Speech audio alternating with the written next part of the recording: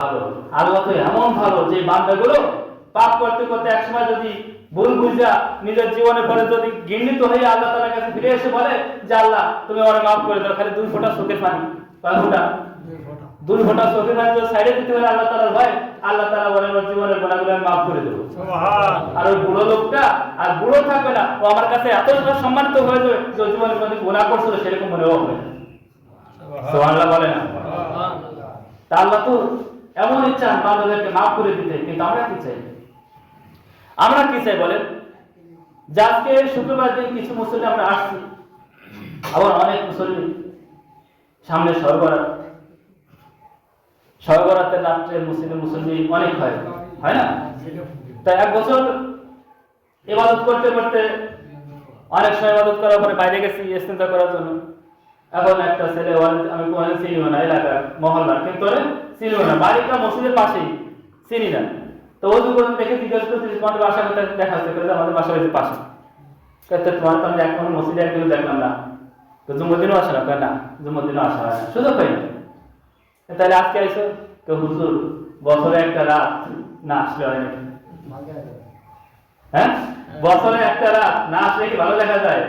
আর মসজিদের পাশে বাড়ি, এরকম বলে নাকি? বলে।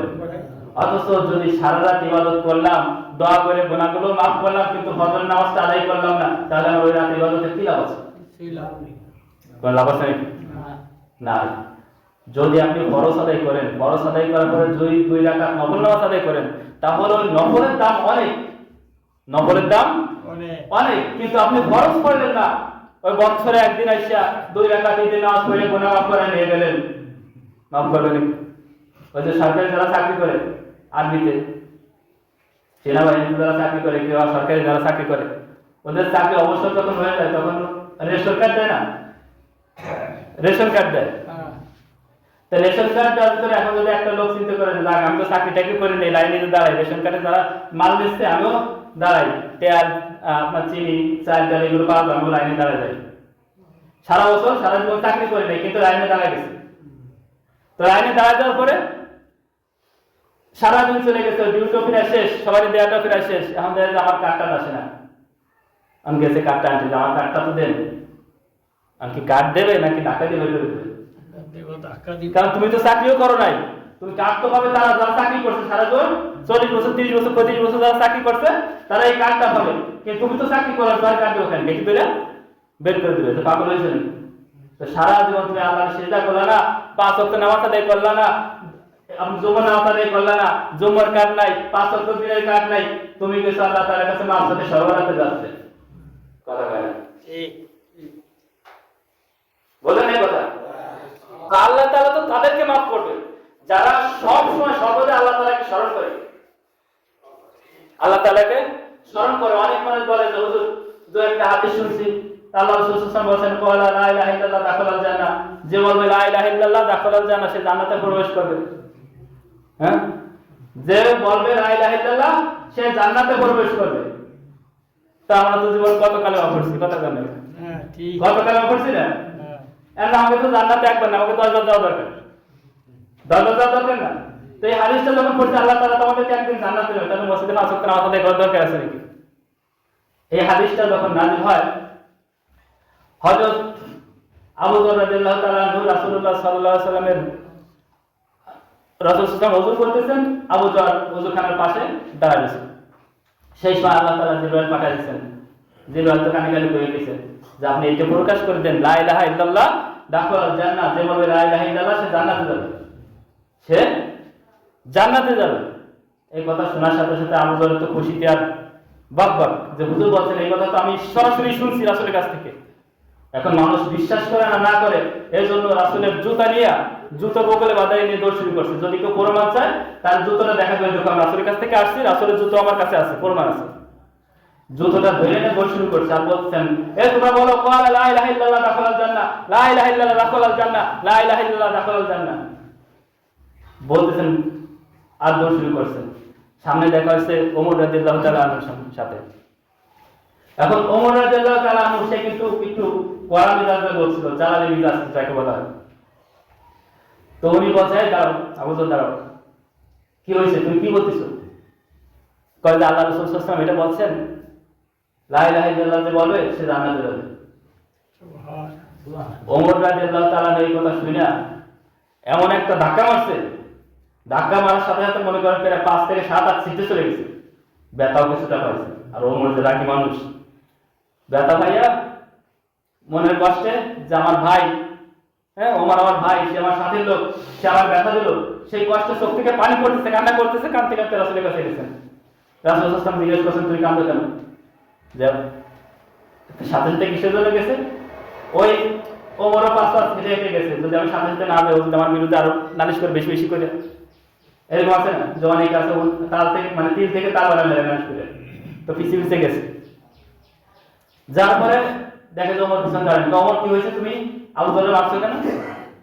কয় যে আল্লাহ রাসূল আপনার কাছে তো জিবরাইল বলে গেছে, ঠিক আছে আমিও মানি, যাদের অন্তরে ঈমান থাকবে একটুখানি জায়গা পরিমাণ ঈমান থাকলে সেও একদিন জান্নাতে প্রবেশ করবে, এটা ঠিক আছে, আপনার কথাও ঠিক আছে, কিন্তু আপনার যে উম্মতেরা এই কথা যদি শোনে যে বলবে লা ইলাহা ইল্লাল্লাহ দাখালাল জান্নাহ, সে জান্নাতে যাবে, তাহলে মসজিদে একটা মুসল্লি খুঁজে পাবেন না, ঠিক না? কথা বলেন নাকি? একটা মুসল্লিও খুঁজে পাবেন না, কারণ লা ইলাহা ইল্লাল্লাহ বলেছেন জান্নাতে যাওয়া যায়। তাহলে তসবিহ একটা 500 টাকার একটা তসবিহ গলায় ঝুলাইয়া বিড়ি টানতাম, কি করেন? আর চার দোকানে বসে টিভি দেখতাম আর লা ইলাহা ইল্লাল্লাহ লা ইলাহা ইল্লাল্লাহ লা ইলাহা ইল্লাল্লাহ বলতাম, জান্নাত আছে। বুঝলেন কথা? তাহলে তো তসবিহ মালায় মানে গলায় পেঁচাইয়া শুধু লা ইলাহা ইল্লাল্লাহ বলে জান্নাতে চলে যাচ্ছে। সারাদিন আকাম কইরা বিচারে ছুটি যায়, তখন 3-4 বার লা ইলাহা ইল্লাল্লাহ মুহাম্মাদুর রাসূলুল্লাহ লা ইলাহা ইল্লাল্লাহ মুহাম্মাদুর রাসূলুল্লাহ পড়ে পড়ে জান্নাত করে নিতাম। তা আপনার যে উম্মতেরা হবে, এই উম্মতেরা হবে এমন অলস যে 5 ওয়াক্ত নামাজও ঠিকমতো আদায় করবে না। আর যদি এটা শুনে, এই মন্ত্র শুনে ফেলে, শিখে ফেলে, লা ইলাহা ইল্লাল্লাহ বলে জান্নাতে চলে যাবে, তাহলে একজন মুসল্লিও নামাজে উপস্থিত হতো না। এমনি দেখেন এই যে কথা আমরা সবাই জানি, ফতোয়া মাসালা সবাই জানে, হুজুর কুবর অনেকে দেখবেন মাসালা দেওয়া শুরু করে দেয়, আল্লাহ তো আমাকে একদিন মাফ করে দেবে। হ্যাঁ, বুড়ো বয়সে নামাজ পড়ি, কি পড়ি না পড়ি ও কার নাও আল্লাহ দেখবেন, কথাটা দেখেন। হ্যাঁ, কি বলতেছি না বলতেছি না আল্লাহ বলছে না, তার জন্যই তো বলতেছি। এখন আমার কোন আল্লাহ জায়গায় আর একটা করেছিলাম, অন্য একটা সুরে পড়তেছি, সেই থেকে অন্য আরেকটা করেছিলাম, আমরা যা পড়ি আর কি, আমরা যা পাঠ করি সেরকম ভুল বাদ যেভাবে আমরা পাঠ করি, এটা তো আশা করা যায় না যে আমরা মাপ পাবো। কিন্তু একজনের ভিতরে কি সে অনুভূতি আছে যে আমরা কেউ এসে শেখার জন্য চেষ্টা করবো? এরকম অনুভূতির কারণে আল্লাহ তো মাফ করবেন, যদি চেষ্টা থাকে তাহলে মাফ করবেন, কিন্তু আমাদের তো সেই চেষ্টাও নেই। সেই 50 বছর ধরিয়া 40 বছর ধরিয়া মসজিদ একটা বানাইছি, মসজিদের বয়স 50 বছর 70 বছর 100 বছর, মুসল্লিও আছে, ইমাম সাহেব প্রতি মাসে মাসে 3 মাসের মাথায় 5 মাসের মাথায় একজন চলেও যায়, যায় না? চলেও যায়, কিন্তু এত মুসল্লি, একটা মুসল্লি সূরা ফাতিহা ঠিক মতো পড়তে পারে না, তাশাহুদ ঠিক মতো পড়তে পারে না। কইলে আমরা তো ইমাম সাহেবকে রাখি, ইমাম সাহেবের কোন জায়গায় ভুল আছে সেই ভুলগুলো ধরার জন্য, কথা না? ইমাম সাহেব কোন ভুলটা করে সেটা ধরার জন্য, কিন্তু আমরা কোনটা পারি না, কোনটা আমরা জানি না, সেটা ইমাম থেকে আমরা জানার চেষ্টা করি না। যদি এটা করতাম তাহলে আমাদের প্রতিদিন ইমাম পাল্টানো লাগতো না। যদি আমরা শিক্ষার চেষ্টা করতাম তাহলে 50 বছর বুড়ো হয়ে গেছি, এখনো দেখেন অনেকের কাছে জিজ্ঞেস করলে সূরা ফাতিহা কইতে হবে, কারণ কি আমাদের সেই আগ্রহটা নাই। তো মসজিদ আছে, মক্তব আছে, কিন্তু আমরা কেন পারি না? কারণ আমাদের হচ্ছে আমরা নামাজ পড়ে যার পিছনে নামাজ পড়ো, পিছনে বের হয়ে যাবেনি, তার সমালোচনা শুরু করে দেবো, এরকম মনে নাই না? আপনারা আসলে অনেক ভালো মানুষ, আপনারা সমালোচনা করেন না। তা যে কথা বলতেছিলাম যে আমাদের শবে বরাত কয়েকদিনের ভিতরেই 3 তারিখ দেওয়া গত রাত শবে বরাতের ইবাদত। এখানে সহিহ হাদিস দ্বারা কি বোঝা যায়? আল্লাহ রাসূল সাল্লাল্লাহু আলাইহি ওয়াসাল্লামের একটা হাদিস আছে, আয়েশা রাদিয়াল্লাহু তাআলা আনহা, রাসূলুল্লাহ সাল্লাল্লাহু আলাইহি ওয়াসাল্লামের বিবি, তিনি বলেন যে একদিন রাত্রে, মানে ওই রাতে শাওয়াল মাসের মধ্যরাতে, মানে 14 তারিখের যে রাত, ওই রাত্রে রাসূল সাল্লাল্লাহু আলাইহি ওয়াসাল্লাম আমার সাথে ঘুমাইছিলেন। তা অর্ধ রাতে নবী সাল্লাল্লাহু আলাইহি ওয়াসাল্লাম তিনি বিছানা থেকে ওঠার চেষ্টা করতেছেন। এখন দুজন মানুষ যদি এক বিছানায় ঘুমায়, তাহলে যদি একজন উঠে যায় তাহলে তো টের পাবে না। আর স্বামী স্ত্রী তো একটু মহব্বতের সাথে যখন ঘুমায় তখন তো অন্যরকম। তার রাসূল সাল্লাল্লাহু আলাইহি ওয়াসাল্লাম ঘুমায় আছেন, রাসূল সাল্লাল্লাহু আলাইহি ওয়াসাল্লামের যে চাদরটা, সেই চাদরটা আয়েশা রাদিয়াল্লাহু তাআলা আনহা পিঠের নিচে পড়ে গেছে। এখন যদি ওখান থেকে যদি উঠতে হয়, রাসূলের উঠতে গেলে নড়াচড়া লাগবে, রাসূল আয়েশা ঘুম ভেঙে তো অবশ্যই যাবে, আর সে তো টেরও পাইছে যে উঠতেছে, চাদরটা একটু টান দিচ্ছেন, আয়সা রাদিয়াল্লাহু তাআলা আমি একটু শক্ত করে শুয়েছেন তো চাদরটা না সরে, তারা রাসূল সাল্লাল্লাহু আলাইহি ওয়াসাল্লাম চাদর না নিয়েই ওখান থেকে বের হয়েছেন। কিন্তু আয়সা রাদিয়াল্লাহু তাআলা আনহা দেখার জন্য যে দেখি আল্লাহ রাসূল সাল্লাল্লাহু আলাইহি ওয়াসাল্লাম কোথায় যায় সেটা দেখার জন্য আয়সা আস্তে আস্তে রাসূলের পিছনে পিছনে বের হয়েছেন। রাসূল হাঁটতেছেন, আয়সা রাদিয়াল্লাহু তাআলা আনহা পিছন পিছন হাঁটতে আস্তে আস্তে হাঁটতে হাঁটতে যাচ্ছেন। দেখেন যে রাসূল হাঁটতে হাঁটতে চলে গেছেন জান্নাতুল বাকি যে কবরস্থান, সেই কবরস্থানে গিয়ে তিনি হাত তুলে মোনাজাত করে কান্নাকাটি করতেছেন, চিৎকার করে কাঁদতেছেন। আমাদের নবী কি কান্দা দরকার ছিল নাকি? কথা বলেন না কেন? নবী কি কান্দা দরকার ছিল নাকি? দরকার ছিল না। কারণ কি আল্লাহ পাক রব্বুল আলামিন জান্নাতি তার জন্য বরাদ্দ করে রাখছেন নাকি? জান্নাতি তার জন্য রেখেছেন, তাকে তো মাফই করে দিচ্ছেন, তার তো কোনো গুনাহই নাই। তো তার কেন কান্না লাগবে, কেন মাপ চাওয়া লাগবে? এর জন্য তিনি সমস্ত ইবাদত করেছেন, নফল করেছেন, তাহাজ্জুদ করেছেন, এমনকি নামাজ আদায় করেছেন, পুরো কোরআনও খতম করেছেন, পা মোবারক খুলে দিয়েছেন, তারপরেও তিনি নামাজ ছাড়েন নাই। কিসের জন্য ছাড়েন নাই? যে আমি হচ্ছি বিশ্বজাহানের লিডার, আমি হচ্ছি বিশ্বজাহানের নেতা, আমি যদি নামাজ না পড়ে ভঙ্গ করে থাকি তাহলে আমার একটা উম্মতও নামাজ পড়তো না। কথা বলেন। এখন আমাদের নবী নামাজ পড়ছেন, কোনো ইবাদত ছাড়েন নাই, তারপরে আমার উম্মতরা নামাজ আদায় করে না, নাই আছে। কথা বলেন। তো রাসূল সাল্লাল্লাহু আলাইহি ওয়াসাল্লাম কেন কাঁদছেন? যে আমি যদি না কাঁদি তাহলে আমার উম্মতরাও কাঁদতো না। রাসূল সাল্লাল্লাহু আলাইহি ওয়াসাল্লাম কবরস্থানে গিয়ে কান্নাকাটি করছিলেন গভীরভাবে। যাক, অনেক রাত পর্যন্ত কান্নাকাটি করে ওখান থেকে চলে আসছেন কবর জিয়ারত করে। আয়েশা রাদিয়াল্লাহু তাআলা আনহা মেয়ে মানুষ দৌড়াইছেন, তার দৌড়ালে হাঁপায় না, হাঁপসে গেছে, তা হাঁপাচ্ছেন বিছানায় বসে, তার রাসূল সাল্লাল্লাহু আলাইহি ওয়াসাল্লাম টের পাইছেন, তুমি হাঁপাচ্ছ কেন? তোমার বয়স সামনে দিকে হাঁপানো যায়, হাঁপাচ্ছ? এখন বলে যে না আমি তো হাঁপাচ্ছি না। তুমি মিথ্যা বলো না, তুমি যে হাঁপাচ্ছ না ঠিক আছে, কিন্তু তুমি তো আমার পিছু পিছু দৌড়েছো, এটা তো ঠিক আছে। এখন আরেকটা কথা হচ্ছে, হুজুর আপনি জানেন তুমি কি মনে করছো? তুমি তো ভাবছো যে আমার আরো স্ত্রী আছে, আমি তোমার সাথে বেইনসাফ করে আজকে তোমার সাথে আমার রাত থাকা কথা, আজকে তোমার সাথে বেইনসাফি করে আল্লাহ রাসূল তোমার সাথে বেইনসাফি করে তুমি আরেকজনের কাছে চলে যাবে না। আজকে তুমি মনে করে দেখো, আজকে শাবান মাসের 14 তারিখ দিবাগত রাত, এই রাতটা একটা ফজিলতের রাত। এই রাতে আমি চলে এসেছি কবরস্থানে রাত তাদের জন্য দোয়া করতে এবং নিজের জন্য দোয়া করতে, সবার জন্য দোয়া করার জন্য। রাসূল সাল্লাল্লাহু আলাইহি ওয়াসাল্লামের জন্য কাঁদতে কাঁদতে কেঁদে সারাটা রাত পার করে দিয়েছেন। সুবহানাল্লাহ বলবেন না? পার করে দিয়েছেন। এখন আমাদের ইবাদত করতে হবে, আমাদেরও ইবাদত করতে হবে। ইবাদতের ধারাটা কি? আল্লাহ রাসূল সাল্লাল্লাহু আলাইহি ওয়াসাল্লাম হাদিসের মধ্যে বলেন, এই শবে বরাত মানে এটা হচ্ছে শবে ফার্সি শব্দ, বরাত মিলে হচ্ছে আরবি শব্দ, আরবি এবং ফার্সি মিলে শব্দ হচ্ছে শবে বরাত। আসলে হবে লাইলাতুন নিসফি মিন শাবান, মানে শাবানের অর্ধরাত, 14 তারিখে দিবাগত রাত। তো এই রাতটা যখন হবে তখন তোমরা রাত জাগো কিসের জন্য? গান গাওয়ার জন্য, ইবাদতের জন্য। কিসের জন্য? ইবাদতের জন্য। আর দিনে রোজা রাখো, কারণ কি? এই যে রাতটা যখন আপনার 14 তারিখে দিনের সূর্যটা যখন ডুবে যাওয়ার সাথে সাথে আমাদের রব্বে কারীম তিনি প্রথম আসমানে মানে দুনিয়ার আসমানে নেমে আসেন। আপনার মনে ঘুমাচ্ছেন, সুবহানাল্লাহ বলেন না? আসমানে এসে বান্দাদেরকে ডাকেন, বান্দারা তোমরা কেউ কি আছো যে আমার কাছে ক্ষমা চাইবা? কোন পাপী বান্দা আছো যে আমার কাছে ক্ষমা চাইবা? আমি তার জীবনের গুনাহগুলো মাফ করে দেব। তোমরা আছো এমন বান্দা, অসুস্থ বান্দা যে আমার কাছে সুস্থতার জন্য দোয়া করবা, আমি তাকে সুস্থতা দান করব।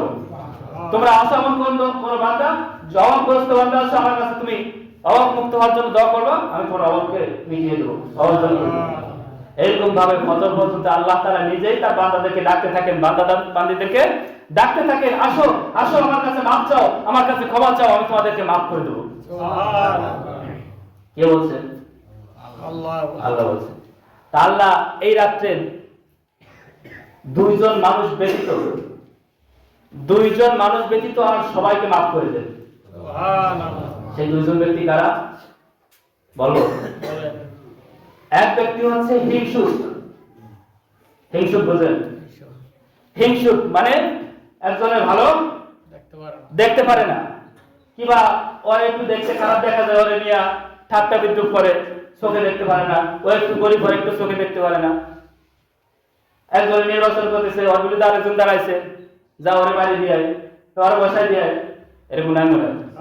এই হিংসুক যারা, এদেরকে আল্লাহ ক্ষমা করবেন। এক নম্বর বলছি কারা? হিংসুক। হিংসুক। দুই নম্বর হচ্ছে মুশরিক।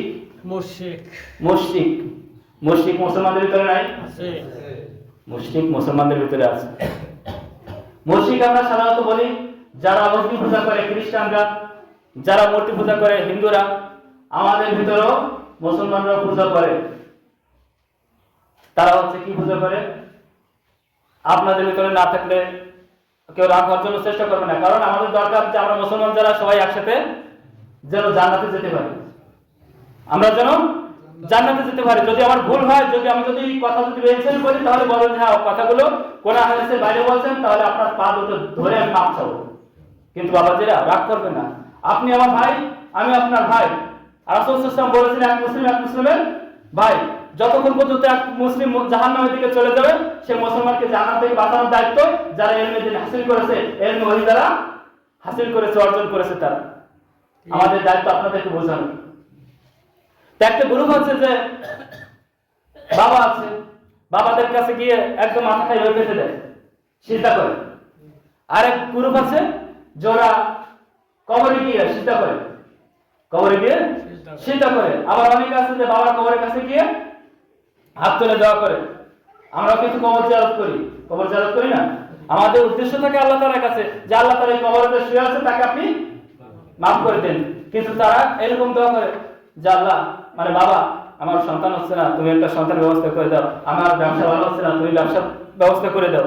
এরকম ভাবে ইসলাম হয় একমাত্র চাওয়ার জন্য মসজিদের কোনা, যে কোনো জায়গা, যে কোনো জমিন, যে কোনো স্থান, সেখানে বসে যদি আল্লাহ তাআলার কাছে চাওয়া যায়, একমাত্র চাইতে হবে কার কাছে বলেন? আল্লাহর কাছে। তাহলে আল্লাহ তাআলা মাফ করবেন, আল্লাহ তাআলা দিবেন। বললাম মনে রাখবেন, দুই শ্রেণীর মানুষকে ছাড়া আল্লাহ তাআলা সবে বরাতে রাতে প্রত্যেকটা বান্দা বান্দীকে মাফ করেন। হিংসুক এবং মুশরিক, এই দুজন ব্যক্তিকে ছাড়া আল্লাহ তাআলা সবাইকে মাফ করে দেন। টাইম কত হলো? দেখেন, তো আমাদের সবারই কবরে যেতে হবে।